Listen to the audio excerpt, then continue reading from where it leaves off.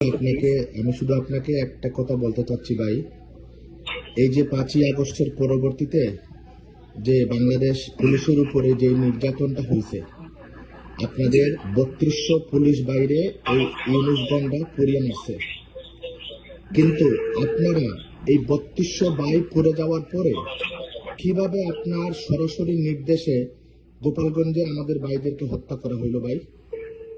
কার সরাসরি নির্দেশে?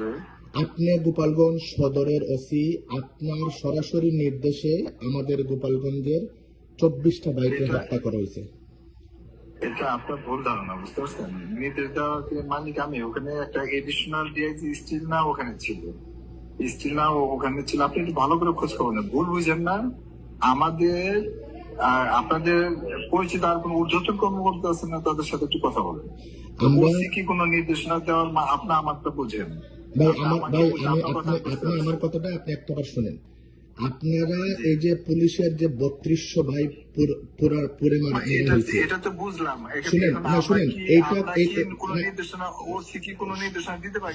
এখানে এসপি মাঠে ম্যাজিস্ট্রেট মাঠে, হ্যাঁ এসপি মিজান সাহেব, শুনেন এসপি মিজান সাহেব মাঠে, উনি জামাতের সরাসরি প্রোডাক্ট, উনাকে উনার নির্দেশে আপনাদের নির্দেশে যে কাজগুলো হইতেছে। কিন্তু আপনাকে শুধু আমরা একটা কথা বলতে চাই, পুরো বহির্বিশ্বের কাছে ওয়ার্ল্ড ওয়াইজ আমরা আপনাদের পুলিশের পক্ষে নিয়ে কান্নাকাটি করতেছি, আর আপনারা সেই জায়গায় আপনাদের সরাসরি পুলিশের পিস্তল দিয়ে আমাকে ভাই রমজানরে মারা হয়েছে।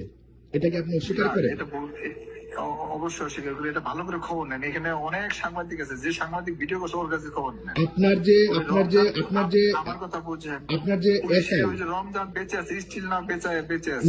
না, এই যে আমি আপনাকে বলি, আপনি গোপালগঞ্জ সদরের ওসি, বেঁচে আছে সে। শুনেন আপনি গোপালগঞ্জ বেঁচে আছে, ওই ভিডিওটা আমি আপনাকে দিব। শুনেন, গোপালগঞ্জ সদরের আপনি ওসি, আপনাকে এটা জানা উচিত রমজান কিছুক্ষণ আগে আজকে বিকালে ঢাকাতে সে মারা গেছে। এই রমজান সে এই রমজান কে পুলিশে ধরে নাই? আমাদের দুই রমজান এখন পর্যন্ত মারা গেছে। তবে আমি সাদেক সাহেব একটা কথা বলি, শুধু একটা কথা বলি, এরপরে আপনি যা বলবেন আমি তা শুনবো। আমাদের পরিবার গেছে, আমাদের আত্মীয় স্বজন গেছে, আমাদের বঙ্গবন্ধুর কন্যা জননেত্রী শেখ হাসিনা বাংলাদেশ থেকে গেছেন। তবে আপনাদেরকে বলে রাখি, এই দিন নয়, ভবিষ্যতে কিন্তু আরো দিন আছে, আপনাদেরও কিন্তু পরিবার বাংলাদেশে আছে। এটি কিন্তু আপনারা মাথায় রেখে কাজ করবেন। সাদেক সাহেব, আপনারা গোপালগঞ্জে যে অমানবিক নির্যাতন করছেন গত পরশুদিন, আপনারা গতকালকে রাতে যে 200 জন মানুষকে আপনারা যে অ্যারেস্ট করছেন, আপনাদের এসপি মিজান সাহেবের নির্দেশে, আপনাদের এসপি গোপালগঞ্জের এসপি মিজান সাহেব উনি সরাসরি জামাতের প্রোডাক্ট, এবং আপনার নির্দেশে গোপালগঞ্জে যে গুলি চালানো হয়েছে, এর দায়ভার কিন্তু আপনাদেরকে একদিন নিতে হবে।